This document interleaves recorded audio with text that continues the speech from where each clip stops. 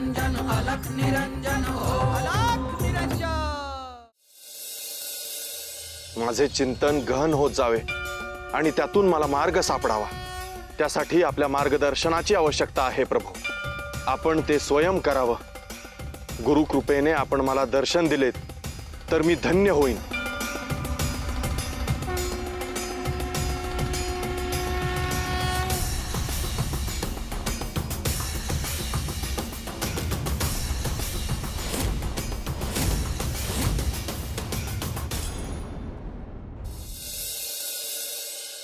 गुरुवर, गहिनी एकांतात ध्यान करत बसला आहे। त्याने आजवर केलेल्या साधनेचा परिपाक म्हणून त्याला श्री विष्णू दर्शन देणार आहेत। गहिनी पूर्णतः विष्णू तत्वाशी जोडला जाणार आहे। होय गोरक्षा, गहिनी याआधीही माझ्याशी या संदर्भात बोलला होता। इतक्या दिवसांच्या चिंतनातून त्याला अगम्य असं काहीतरी सापडतं आहे, जे पुढे जाऊन मनुष्याला अत्यंत उपयुक्त ठरणार आहे। भक्तीचा आणि साधनेचा मार्ग मनुष्यासाठी सहज सोपा करून देण्यासाठी त्याचं मनन सुरू आहे। भगवान श्री विष्णूंचं दर्शन झाल्यावर ते त्याला मार्गदर्शन करतीलच। त्यानंतर त्याला आणखी काही गोष्टी स्पष्ट होतील। तो जे शोधण्याचा प्रयत्न करतो आहे त्याच्या तो आणखी जवळ पोहोचेल। मीही त्याची प्रतीक्षा करतो आहे गुरुदेव। सृष्टीच्या कल्याणासाठी तो जे काही सर्वांसमक्ष घेऊन येणार आहे ते पाहण्यासाठी मी देखील उत्सुक आहे। अनेक वर्षांपासून गहिनी मनुष्य हिताचं कार्य करतो आहेच, परंतु आता तो त्याच्या पलीकडे जाऊन कार्य करणार आहे। गुरुवर, मला आठवतंय जेव्हापासून मी गहिनीला शिष्य म्हणून स्वीकारलं आहे तेव्हापासून मी त्याला पाहतोय, आणि आता तो जिथे आहे त्यापेक्षाही उंचीवर जाताना पाहून मला त्याचा अभिमान वाटतो आहे। गोरक्षा, एका गुरुसाठी त्याच्या शिष्याचं यश फार समाधान देणारी बाब असते, आणि त्यात गहिनी एक महान कार्य करणार आहे। भविष्यात कलियुगाचा प्रभाव आणखी तीव्र होत जाणार। अशा वेळी गहिनीचं कार्य मनुष्याला धर्माचरण करण्यासाठी आधारभूत ठरणार आहे।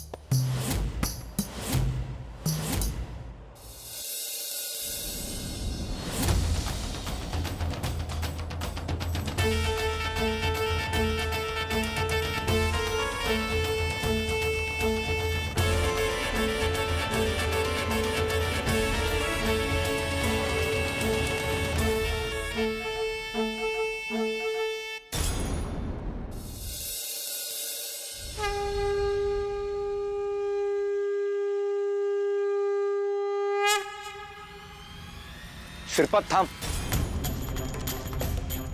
काय झालं बाबा? हे नेमकं काय? ह्या अगणित अशा शुभ शक्ती आहे, त्या माझीच प्रतीक्षा करत होत्या। मी या वाटेने जाणार आहे हे त्यांना ठाऊक होतं, म्हणून त्या प्रकट झाल्या। तू म्हणतोयस त्याप्रमाणे जर या शुभ शक्ती असतील तर या झाडावर का जाऊन बसल्या? म्हणजे त्याचं काय कारण असावं? हा तोच वृक्ष आहे ज्याचं दर्शन आदि शक्तीने मच्छिंद्रनाथांना घडवलं होतं। मच्छिंद्रनाथांचा सिद्धत्वाकडे जाण्याचा प्रवास खरं तर इथूनच सुरू झाला होता। ह्याच शुभ शक्तींनी त्यांना आशीर्वाद दिले होते। हाच तो पवित्र वृक्ष आहे। श्रीपाद, तुझ्यामुळे मला अशा वृक्षासमोर येण्याचा योग आला। होय बाबा, त्या शुभ शक्ती तुमच्या मनातल्या सर्व इच्छा पूर्ण करतील। तुम्ही त्यांना नतमस्तक व्हा आणि तुमच्या मनात असलेल्या सगळ्या इच्छा त्यांना सांगा।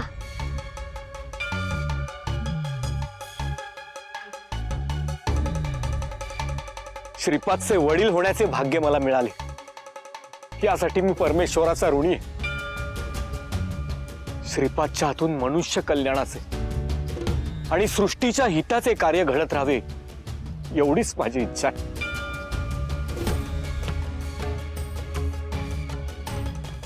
बाबा, तुम्हाला या शुभ शक्तींचं दर्शन झालं, हे तुमचं भाग्य आहे. या शुभ शक्तींचे दर्शन मिळणे हे दुर्मिळ आहे. तुम्ही पुन्हा कधी या ठिकाणून जाल तर तुम्हाला हा वृक्ष दिसणार नाही. ध्यानाच्या उच्च स्थानी पोहोचलेल्या योगीलाच हा वृक्ष दिसतो.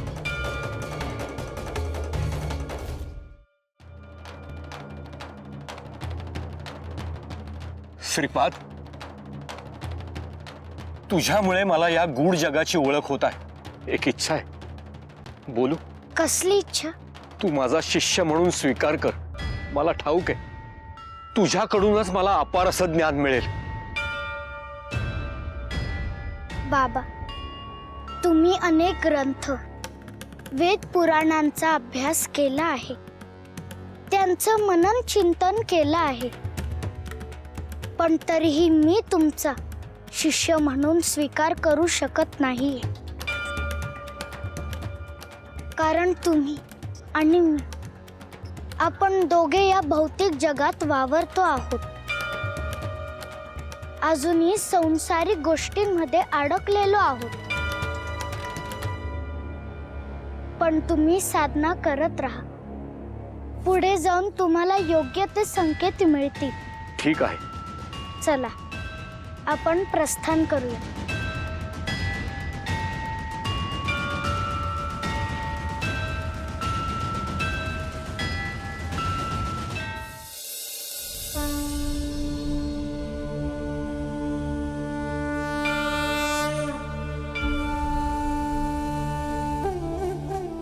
गहिनी, डोळे उघड. मी आलोय तुला भेटायला.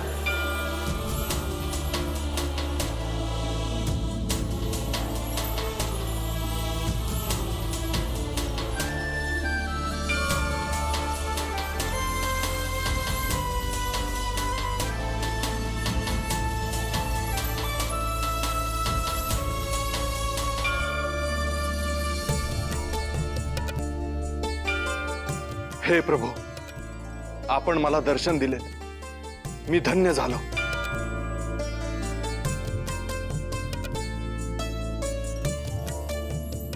गहिनी, तू अखंडपणे माझे स्मरण करतो आहेस, चिंतन करतो आहेस.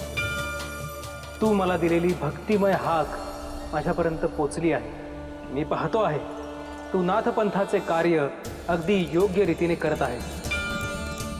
त्याचबरोबर तुझे गुरु सद्गुरू यांच्याकडून तुला जे ज्ञान प्राप्त झाले आहे, त्यातून तुझ्या विचारांचे एक अधिष्ठान तयार झाले आहे.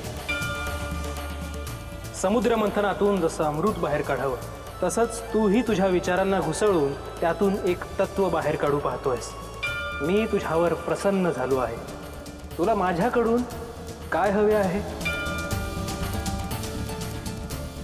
हे प्रभू, नाथ संप्रदायात तप साधना करताना एक गोष्ट माझ्या ध्यानात आली आहे. कलियुगात मनुष्यासाठी परमेश्वराची भक्ती करणं, कठोर तप साधना करणं कठीण होत जाणार आहे. ते करणं मनुष्यासाठी अशक्यप्राय होणार आहे. ह्या गोष्टीला काही अपवाद नक्कीच असतील, परंतु कलियुगाच्या प्रभावापुढे सर्वसामान्य मनुष्याचे बळ कमी पडणार आहे.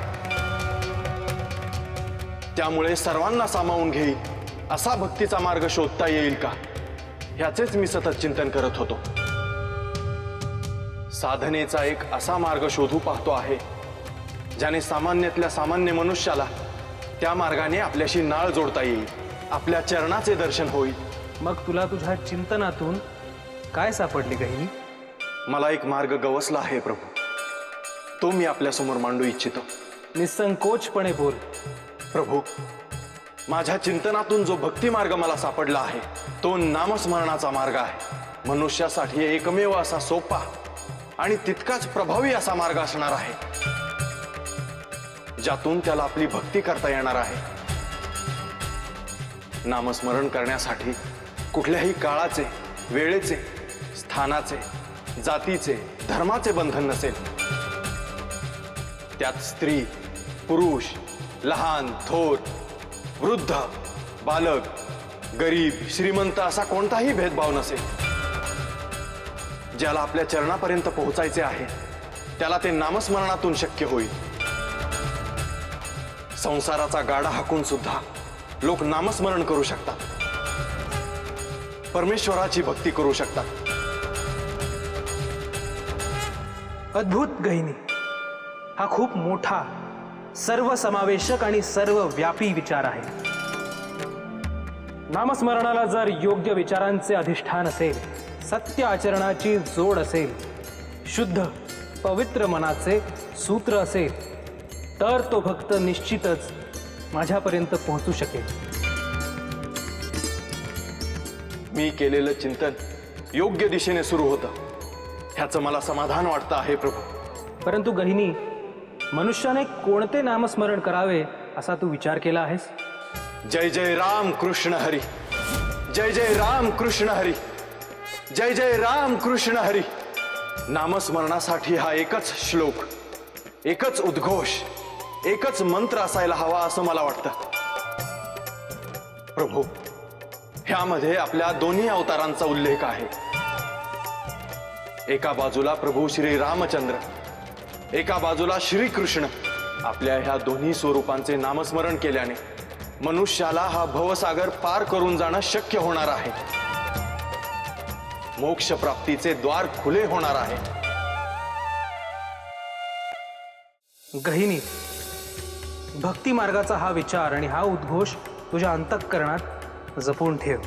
योग्य वेळ आली की आपण त्याची प्रतिष्ठापना करू. भविष्यात यातूनच भव्य असा भागवत धर्म आकारास येईल, पण त्याआधी त्याचे बीज रोवले जायला हवे आणि त्यासाठी योग्य वेळेची प्रतीक्षा करावी लागेल. प्रभू, आपण मला आश्वस्त केलं, ह्यातच सर्व काही आलं. आपण प्रसन्न झालात ह्याचा मला परमानंद आहे. माझे आशीर्वाद तुझ्यासोबत आहेतच. हा उद्घोष तुझ्या अंतःकरणात सदैव सुरू राहू दे.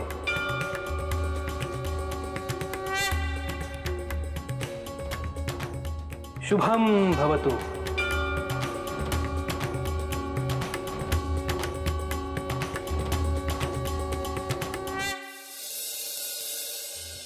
तू खूप भाग्य घेऊन जन्माला आलायस. तुला महादेवांचं दर्शन घेता येणार आहे. हो आई, मलाही त्याची उत्सुकता लागली आहे. पण गुरुदेवांनी सांगितलेलं तुम्ही ध्यानात ठेवा. हो रे बाबा, तू नको चिंता करूस. आम्ही कुणालाच काही बोलणार नाही.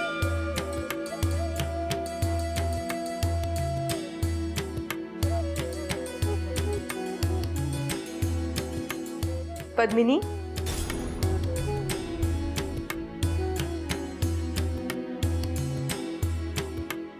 पद्मिनी, अगं काय झालं असं अचानक?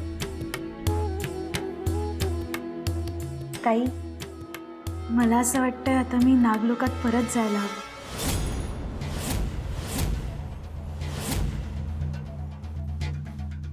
पद्मिनी आई, असं का बोलतेस तू? तुला कोणी काही बोललं का? नाही हो ताई, मग काय झालं नेमकं? भाऊ आता खूप दिवस झाले मी इथे राहते. संकटाच्या वेळी तुम्ही सगळ्यांनी मला खूप आधार दिलात. या घराने मला आश्रय दिला, त्यासाठी मी तुम्हा सगळ्यांची खूप ऋणी आहे. अगं हो, पण हे काय मध्येच? मध्येच नाही हो ताई, मला एक खूप दिवसांपासून बोलायचं होतं.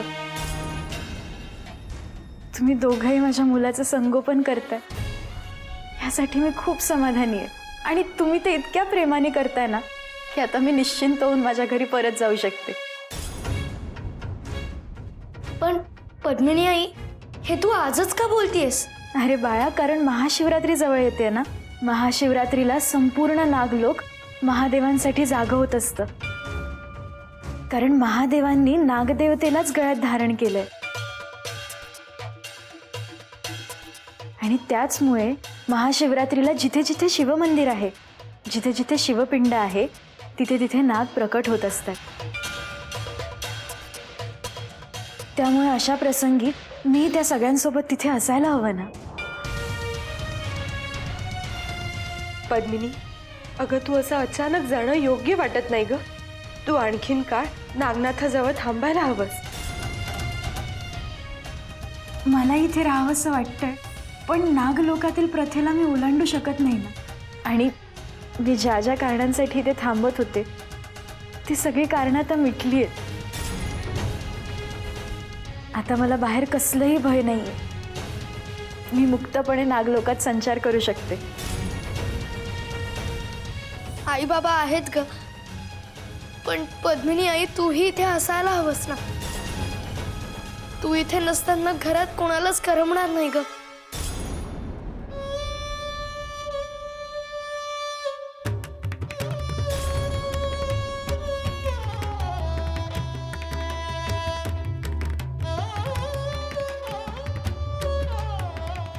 आई नको नका जाऊस. तुला जावं लागेल रे बाळा. नको जाऊस. गुरुवर, महाशिवरात्री जवळ आली आहे. आपल्याला कैलास पर्वतावर पोचायला हवं ना. होय गोरक्ष, आपल्याला तात्काळ तिकडे प्रस्थान करायचं आहे. महाशिवरात्रीच्या या शुभ योगावर सर्वत्र शिवतत्व जागृत झालं आहे. त्या शिवतत्वाला नतमस्तक होण्यासाठीच आपण कैलासात जाणार आहोत, कारण तिथेच त्या शिवतत्वाचं उगमस्थान आहे. ह्या सृष्टीला मिळणाऱ्या अखंड ऊर्जेचा प्रवाह कैलासातूनच वाहतो आहे. तू रडलास तर मग माझाही पाय नाही ना निघवणार. मग नको जाऊस ना. अरे बाळा, मी काय कुठे कायमची निघून चालली आहे का? मी इथेच असणार आहे वनात. तुला जेव्हाही माझी आठवण येईल तेव्हा तू मला वनात येऊन भेटत जा.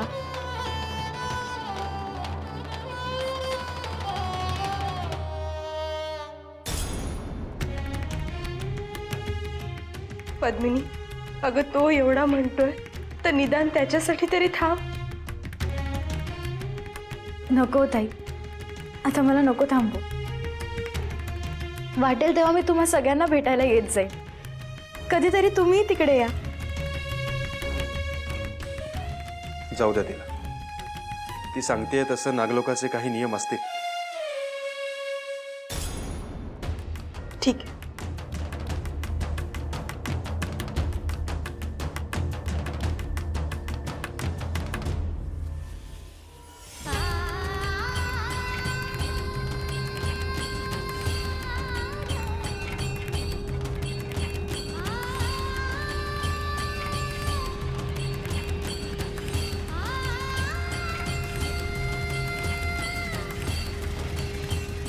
ताई, सूर्यास्त होणार आहे आता. मला माझ्या मूळ रूपात जावं लागेल. काळजी घ्या सगळ्यांनी. तूही काळजी घे. हो, आणि कधी काही संकट आलं असं वाटलं ना तर लगेच इकडे निघून ये. हो ताई, येते.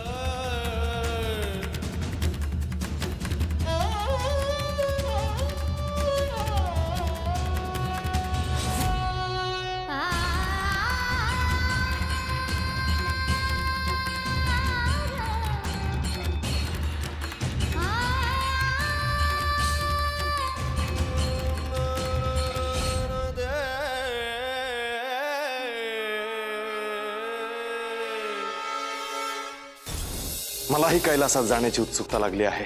उत्सुकता ही असणारच गहिनी.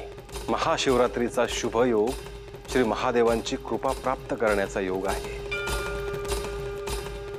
या पावन मुहूर्तावर जो कोणी महादेवांची पूजा करतो, स्मरण करतो, त्यांना महादेव प्रसन्न होतात. त्यांची कृपा त्याला मिळतेच मिळते. आता आपण प्रस्थान करूया.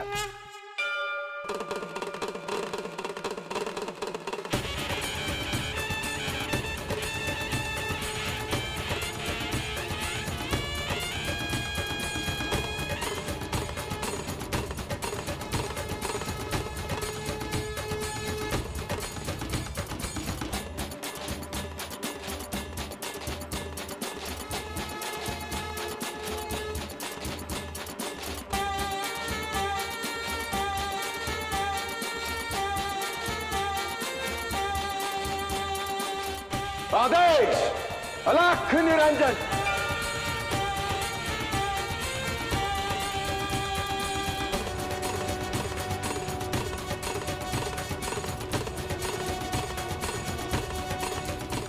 नाथांना मला विशेष कार्य द्यायचं आहे. त्यासाठी मी स्वतः प्रतीक्षा करतो आहे.